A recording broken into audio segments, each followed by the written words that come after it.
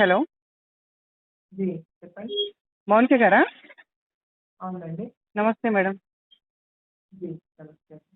Madam మన బండి సంజయ్ గారి కుమారుడు ఆ ఫోక్యూస్ గురించి మీరు ఏం మాట్లాడట్లేదు అసలే. మీరెవరండి? నేను ఒక సిటిజన్ అండి. హలో! మీకు నెంబర్ ఎవరిచ్చారండి? మీరు ఒక కార్పొరేటర్ అండి. మీ నెంబర్ ఎవరి దగ్గరైనా ఉంటుంది. That is okay. కానీ మీ పరిచయం ఏంటి అని? ఎవరితోటి? మీది హూ ఆర్ యూ? నా పేరు అనిత అండి.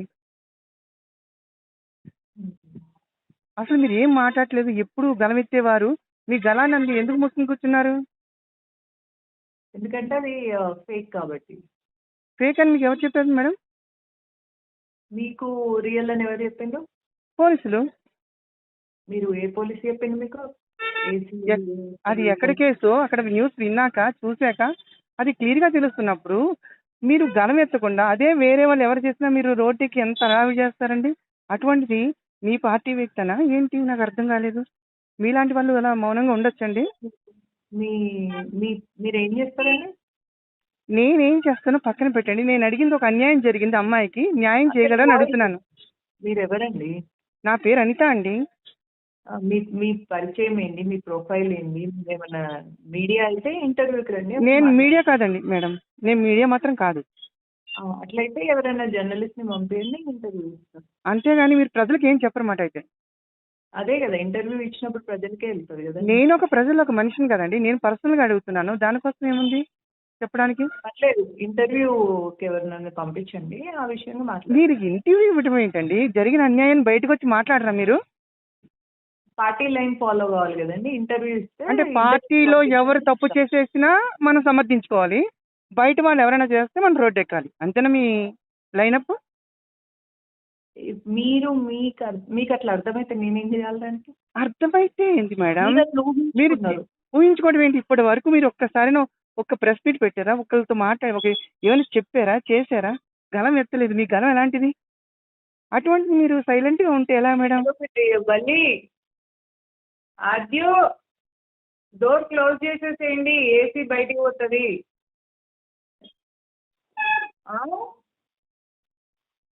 మళ్ళీ ర్యాబిట్ బయటికి పోతుంది.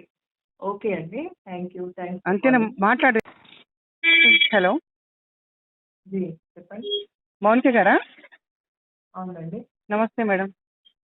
జీ నమస్తే. మేడం మన బండి సంజయ్ గారి కుమారుడు ఆ ఫోక్యూస్ గురించి మీరు ఏం మాట్లాడట్లేదు అసలే. మీరెవరండి? నేను ఒక సిటిజన్ అండి. హలో! నెంబర్ ఎవరిచ్చారండి? మీరు ఒక కార్పొరేటర్ అండి. మీ నెంబర్ ఎవరి దగ్గరైనా ఉంటుంది. That is okay. కానీ మీ పరిచయం ఏంటి అని? ఎవరితోటి? మీది హూ ఆర్ యూ? నా పేరు అనిత అండి. అసలు మీరు ఏం మాట్లాడట్లేదు. ఎప్పుడు గలమెత్తేవారు. మీ గలాన్ని ఎందుకు మూసుకుని కూర్చున్నారు? ఎందుకంటే అది ఫేక్ కాబట్టి. ఫేక్ అని మీకు ఎవరు చెప్పారు మేడం? మీకు రియల్ అని ఎవరు చెప్పిండ్రు? పోలీసులు. మీరు ఏ పోలీస్ చెప్పిండు మీకు? అది ఎక్కడ కేసు అక్కడ న్యూస్ విన్నాక చూశాక అది క్లియర్గా తెలుస్తున్నప్పుడు మీరు గలం ఎత్తకుండా అదే వేరే వాళ్ళు ఎవరు చేసినా మీరు రోడ్డుకి ఎంత రావి చేస్తారండి? అటువంటిది మీ పార్టీ వ్యక్తనా ఏంటి? నాకు అర్థం కాలేదు. మీలాంటి వాళ్ళు అలా మౌనంగా ఉండొచ్చండి. మీరేం చేస్తారండి? నేనేం చేస్తానో పక్కన పెట్టండి. నేను అడిగింది ఒక అన్యాయం జరిగింది అమ్మాయికి. న్యాయం చేయగలని అడుగుతున్నాను. మీరెవరండి? నా పేరు అనిత అండి. మీ పరిచయం ఏంటి? మీ ప్రొఫైల్ ఏంటి? ఏమన్నా మీడియా అయితే ఇంటర్వ్యూకి రండి. నేను మీడియా కాదండి మేడం. నేను మీడియా మాత్రం కాదు. అట్లయితే ఎవరైనా జర్నలిస్ట్ ని పంపించండి, ఇంటర్వ్యూ ఇస్తాం. అంతేగాని మీరు ప్రజలకు ఏం చెప్పరన్నమాట అయితే. అదే కదా, ఇంటర్వ్యూ ఇచ్చినప్పుడు ప్రజలకే వెళ్తుంది కదా. నేను ఒక ప్రజలు ఒక మనిషిని కదండి. నేను పర్సనల్ గా అడుగుతున్నాను. దానికోసం ఏముంది చెప్పడానికి? పర్లేదు, ఇంటర్వ్యూకి ఎవరినైనా పంపించండి, ఆ విషయంగా మాట్లాడండి. మీరు ఇంటర్వ్యూ ఇవ్వడం ఏంటండి? జరిగిన అన్యాయాన్ని బయటకు వచ్చి మాట్లాడరా మీరు? పార్టీ లైన్ ఫాలో కావాలి కదండి. ఇంటర్వ్యూ ఇస్తే అంటే పార్టీలో ఎవరు తప్పు చేసేసినా మనం సమర్థించుకోవాలి. బయట వాళ్ళు ఎవరైనా చేస్తే మనం రోడ్డు ఎక్కాలి. అంతేనా మీ లైనప్? మీకు అట్లా అర్థమైతే నేనేం చేయాలి దానికి? అర్థమైతే ఏంటి మేడం? మీరు ఊహించుకున్నారు. ఊహించుకోవడం ఏంటి? ఇప్పటి వరకు మీరు ఒక్కసారి ఒక్క ప్రెస్ మీట్ పెట్టారా? ఒకరితో ఏమైనా చెప్పారా? చేశారా? గలం ఎత్తలేదు. మీ గలం ఎలాంటిది?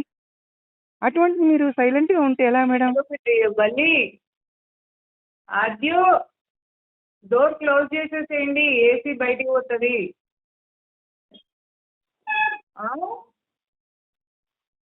మళ్ళీ ర్యాబిట్ బయటికి పోతుంది. ఓకే అండి, థ్యాంక్ యూ. అంతేనా? మాట్లాడు.